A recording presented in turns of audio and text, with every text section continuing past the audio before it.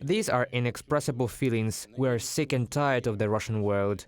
Fear and worry during the Russian occupation made Mykola lose 10 kilograms. In the village of Borshchova, the Russian invaders behaved blatantly. People did not know what to expect from them. They were entering our yards. What were they checking? What were they looking for? We had no idea. Weapons, drugs. Well, what drugs can we have here in the village? They were taking away cars from our people. The Russian occupiers behaved badly. According to the General Staff of the Armed Forces of Ukraine, when the Ukrainian army launched its counter-offensive, about 150 Russian invaders left in a column from Borshchova and Artemivka. They traveled by 2 buses, a truck, and 19 cars which had been stolen from the local residents.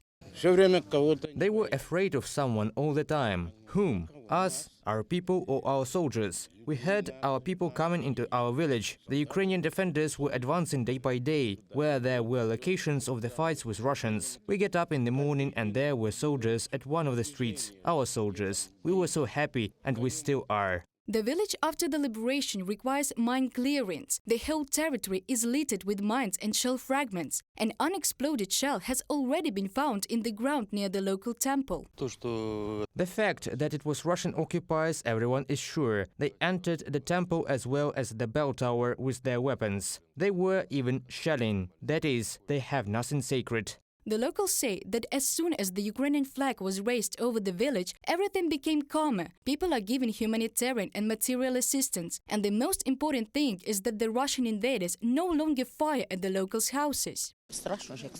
It was scary when they were shelling. Windows and frames were blown out from the houses. We did not know what to glass the frames with, so we used the planks. What else could we do?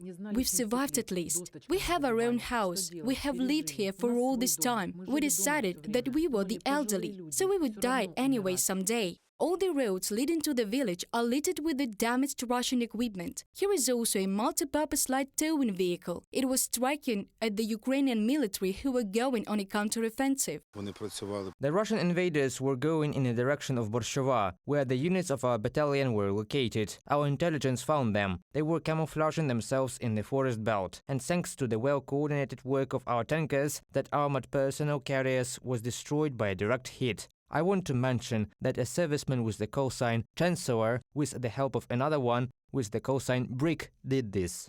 According to the serviceman, 2 assaults were carried out in the area of the village, and despite the fact that the Russian occupiers used a variety of heavy weapons, the armed forces of Ukraine were able to drive them out.